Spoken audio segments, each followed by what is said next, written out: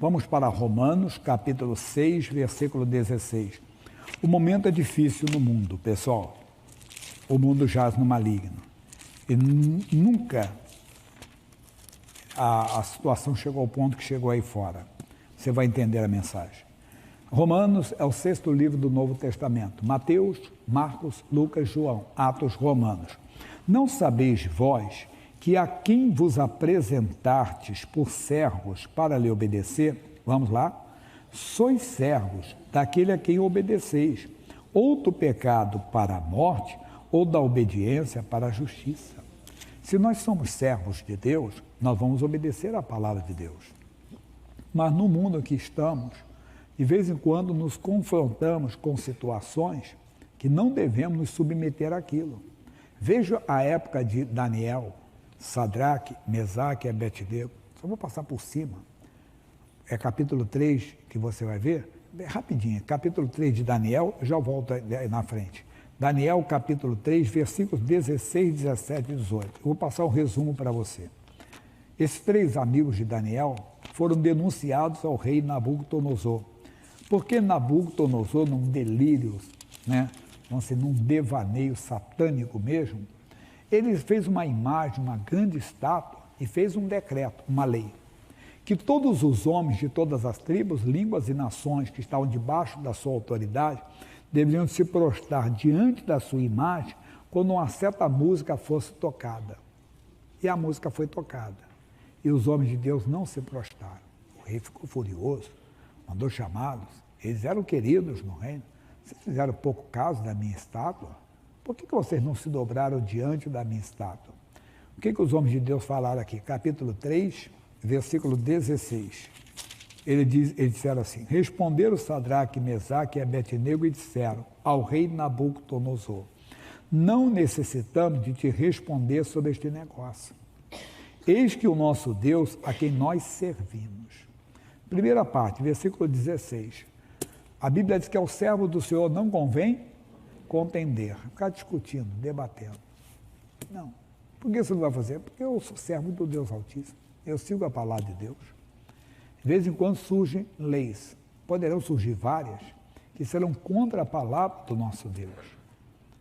E aí? De quem você vai ser servo nesta hora? De vez em quando surge cada um. Ontem um homem me entregou uma universidade muito famosa em São Paulo. Banheiro. Banheiro geralmente é masculino, feminino. Esse era todes. Não sei de onde eles tiraram essa palavra. D. Aí seria XS. Passa até a linguagem do Mussum, né? Todos. Não, é que pode entrar homem e mulher, é para todo mundo. Essas coisas vão surgir. Vai surgir um momento que o pastor da igreja, ele vai se ver obrigado ou a servir a Deus ou às leis. Poderiam surgir leis. Há pouco tempo, uma moça que faz cerimônia de casamento começou a ser atacada nas redes sociais porque ela simplesmente se recusou a fazer a cerimônia de um casal de 2 mulheres. Ela podia alegar simplesmente isso. Era a fundamentação jurídica para ela. O quê? Questão religiosa. Porque a pessoa tem liberdade de culto, liberdade de crença. E a crença dela não permite fazer aquilo. A gente tem que passar isso para as pessoas. Mas vai chegar esses momentos. Aí vem um representante da OAB, que ela pode ser. Espera aí, então, eu vou dizer que também que ela tem liberdade de crença. É coisa séria. Se prepare, humanidade, se prepare, Brasil, para momentos difíceis, que nós teremos que provar que somos do Senhor. Sem contender, sem brigar, sem pegar em armas, nada disso. Não estou falando nada disso para você. Mas jamais poderemos negar a palavra de Deus. Vai chegar esse momento. Eles estão dizendo: eis que o nosso Deus, a quem nós servimos. Como é que nós servimos a Deus? Obedecemos a sua palavra. Vós sois servos daquele a quem vós obedeceis. Não tem outra maneira. Eu vou ser servo de Deus sempre. É que nos pode livrar. Ele nos livrará do forno do fogo ardente e da tua mão, ó Rei. E se não, fica sabendo, ó rei, que não serviremos a teus deuses, nem adoraremos a estátua de ouro que levantaste. Aí Nabucodonosor ficou furioso, mandou cumprir a sentença, aumentou o poder do fogo 7 vezes, de uma tal maneira que quando os homens foram levar, né, Sadraque, Mesaque e Abednego amarrados, eles simplesmente foram lambidos por uma língua de fogo, morreram, e os 3 homens de Deus foram lançados na fornalha de fogo ardente.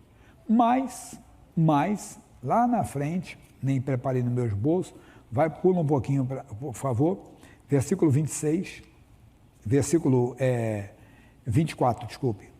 Então o rei Nabucodonosor se espantou, e se levantou depressa e falou e disse aos seus capitães: não lançamos nós 3 homens atados dentro do fogo? Responderam e disseram ao rei: é verdade, ó rei. Respondeu e disse: eu, porém, vejo 4 homens soltos que andam passeando dentro do fogo e nada há de lesão neles, e o aspecto do quarto é semelhante ao filho dos deuses. Então se chegou Nabucodonosor à porta do forno de fogo ardente, falou e disse: Sadraque, Mesaque e Abednego, servos do Deus Altíssimo, saí e vinde.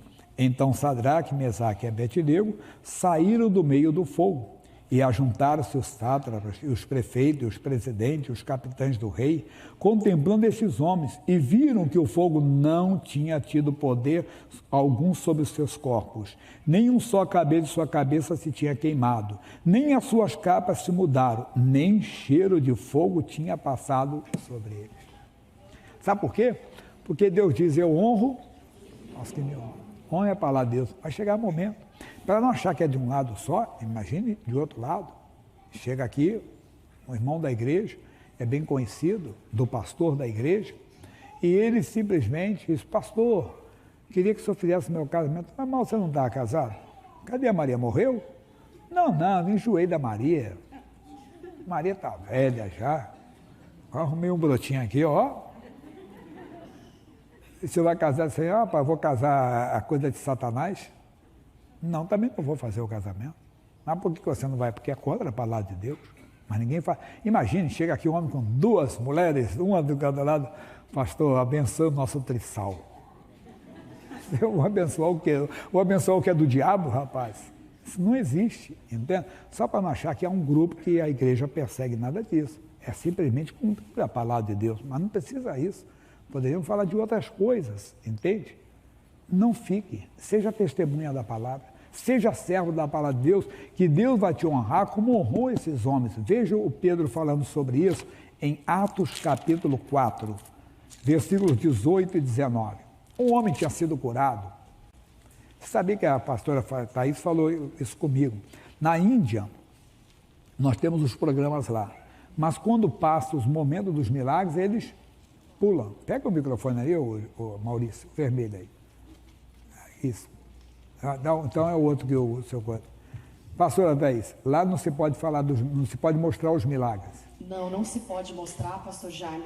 Inclusive nós temos o momento da novela da vida real, como tem no Show da Fé.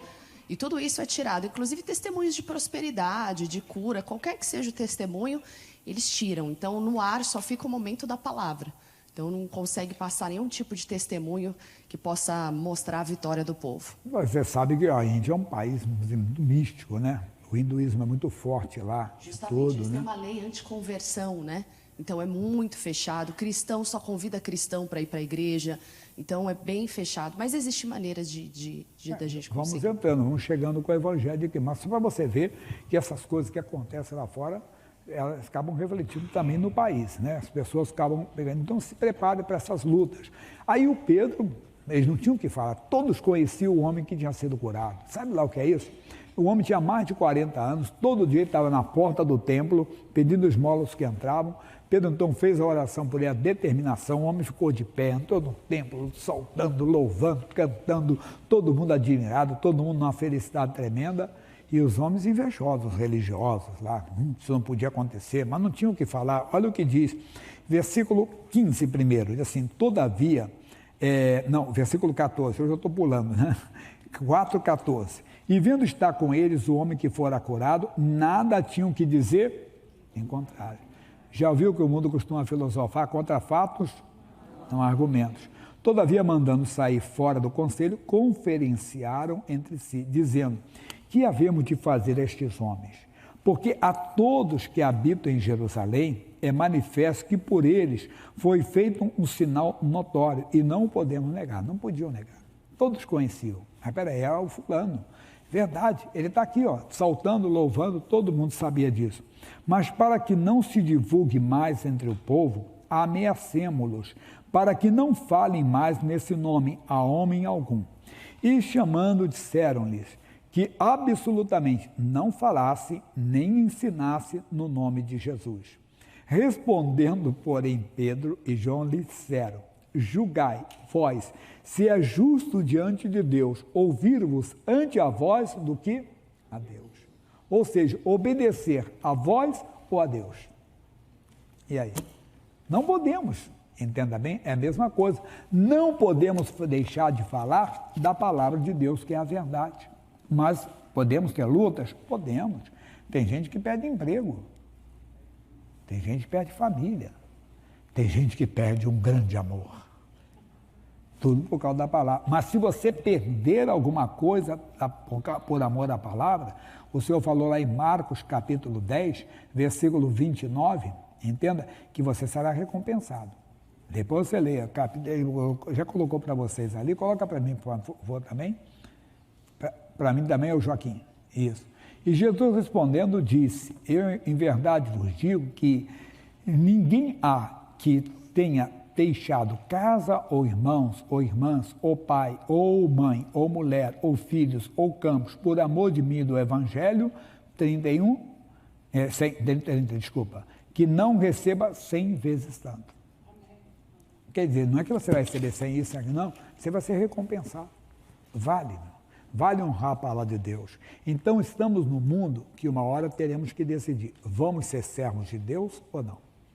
Vamos ser fiéis até a morte? Não estou chamando você para o Armagedon. Não estou chamando você para pegar nas armas. Não, pelo contrário, não sou nada a favor. Eu sempre digo, eu não sou direita, nem esquerda, nem centro, sou do alto, sou de Jesus, irmão. Irmão, acorda, desperta. Vai chegar esse momento que seremos provados. Vamos voltar onde nós começamos, depois aqui de Atos, Romanos 6,16.